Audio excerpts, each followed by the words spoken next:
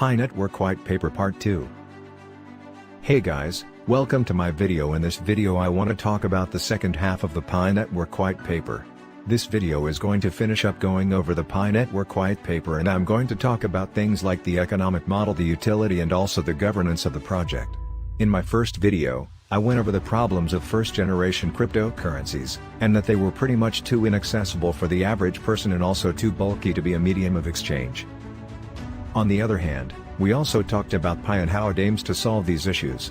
The Pi network operates on what we call the Stellar Consensus Protocol, and it wants to be like cash. And the beauty of the Pi network is that anyone can mine Pi cryptocurrencies from your phone and then runs them on a distributed ledger. This means that the network is completely decentralized and also is operated by very smart people who are Stanford PhDs. The Pi network itself was created by a bunch of Stanford PhDs, with the company estimated to be worth over $80 million. I got this calculation from quote documents about the company in February of 2020. The Pi network was already estimated to be worth about $20 million by private investors. This was when the project only had around 3 million active users. Today, you can say that this project is much bigger than it was before. And it's more than 4 times the size of what it was back in 2020.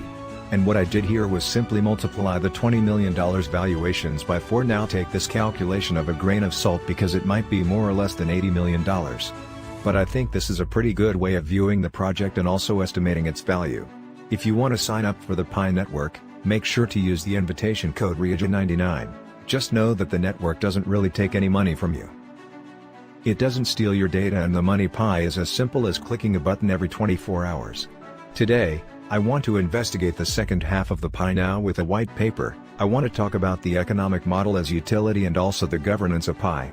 I think this is a pretty interesting video for anybody who wants to learn more about the Pi network. For starters, with Heidelberg. It's designed to be a combination of both Stellar and also Bitcoin.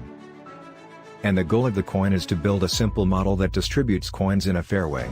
And also in consideration of scarcity and also the voice of the community. We can see here that the Pi network is designed to follow a couple of requirements that want to be simple and wants to be fair, scarce, and also wants to listen to the community. And based on these requirements, so there are really 3 main ways that people have been able to earn Pi. The first way is really for the average person like you and me.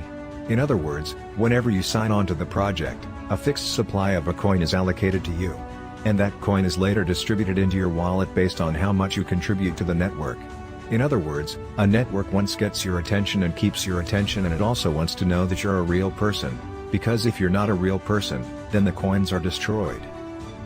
Another way that members can earn Pi is through referrals. Whenever you refer someone else in the Pi network, a fixed supply of Pi coins is created for both parties.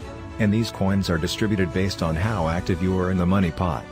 The point of a referral system is basically to help the network grow. It's much easier to use referral marketing nowadays to promote a project. You can think about this similar to other platforms like Weibo, or even Robinhood.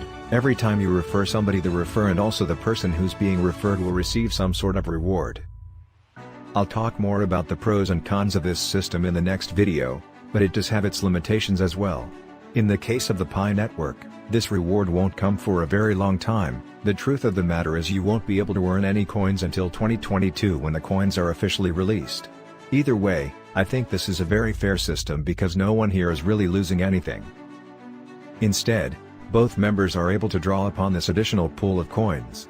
And if you really think about it, this is a much fairer system than what Bitcoin does, because most of the Bitcoin is earned by a very small percentage of the population. And the last way coins are mined on the network is actually by the developers. Every time someone else joins a network, the developers actually get a cut of this network. The network will mean new coins for the developers as the network grows.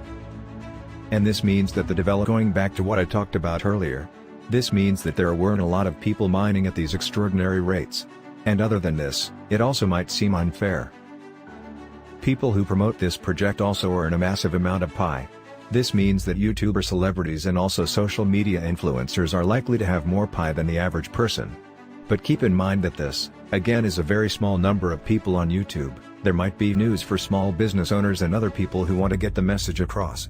And it might even be for research purposes. And who really knows? Other than this, you might also be able to earn additional Pi from corporations. Corporations are going to have to buy a Pi from us to be able to sell their services, and Pi network talks about governance. This talks about how the network's protocol might change over time. Before, the network had 5 million users and the network ran a provisional government. This is one of the developers who had a big role in guiding the project. They pretty much listened to the members for suggestions and comments. But nevertheless, the developers here took an active role in guiding the network. So when the network finally hit over 5 million users, IT community was formed to monitor this network. This is a series of formal and also informal conversations about Pi, and the committee was formed for proposing suggestions from into the water community. The last part about the Pi network white paper is really a deployment plan. The first phase of this project included developing a decentralized system. Much for watching this video, and I'll see you guys again next time.